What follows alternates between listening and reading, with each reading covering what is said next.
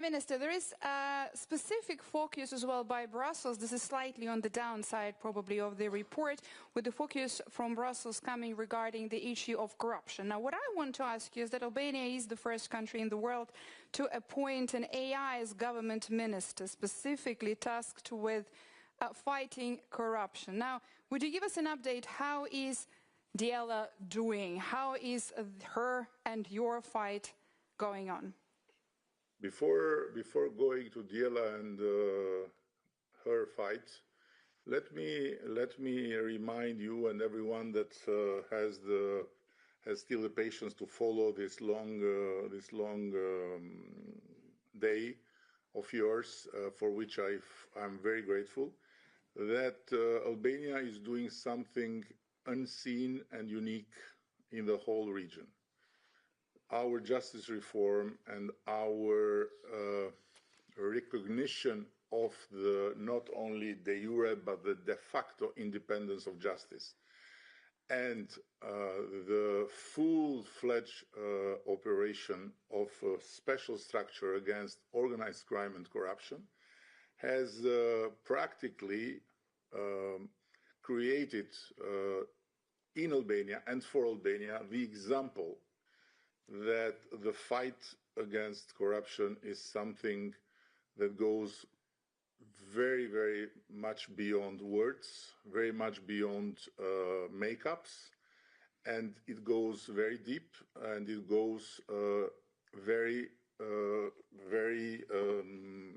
let's say, balanced, without looking left, without looking right, independently from who is in government, who is in opposition, who was in power, who is in power, and with a lot of facts that show that what never happened in Albania from the day of independence and creation of the Albanian state in 1912 to until very few years ago, it's happening the last years, something that no other country in the region can claim to have done.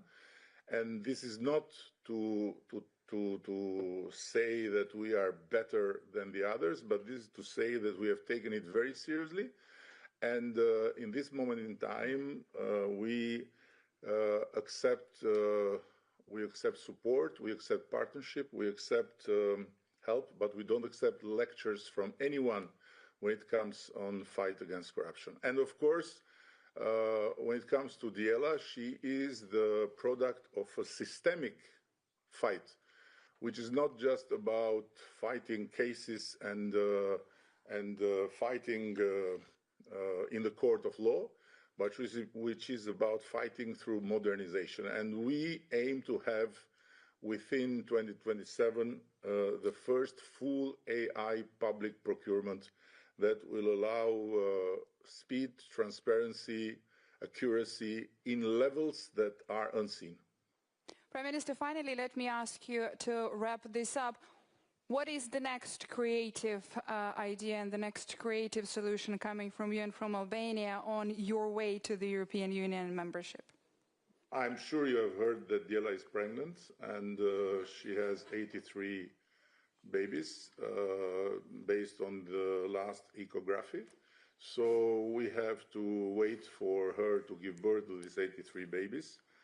And in the meantime, I have to tell you one thing that has not been much discussed, that we are the only country in this process to use artificial intelligence in the transfer of the acquis communautaire to our body of law, and to make of it the fastest process ever made in terms of not only translating but also analyzing the impact and drafting and preparing the whole legal packages for the approval in Parliament. So we are trying to run as much as possible and to make as much as possible leapfrogs using technology, artificial intelligence, but without never ever forgetting that our place in Europe is first and foremost deserved because Europe has the best place in the heart of the whole Albanian nation, something that the others cannot pretend. Prime Minister, I have to follow up. Do you think Brussels could use an AI commissioner?